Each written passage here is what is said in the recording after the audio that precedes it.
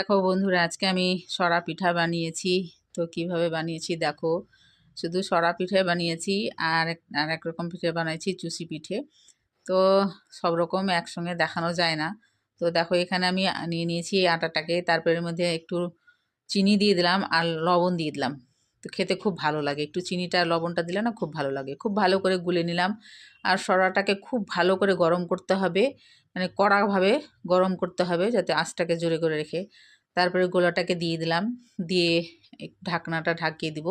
তারপরে চারপাশ দিয়ে আমি এখানে জল দিয়ে দিব। জল দিয়ে দিব।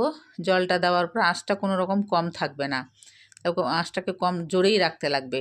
তো দেখো কত সুন্দরভাবে উঠে যাচ্ছে। আর একটু উঠিয়ে দেখবা, যদি উঠে তাহলে উঠে গেল, আর যদি না উঠে তাহলে আর একটু থাকতে দিবা।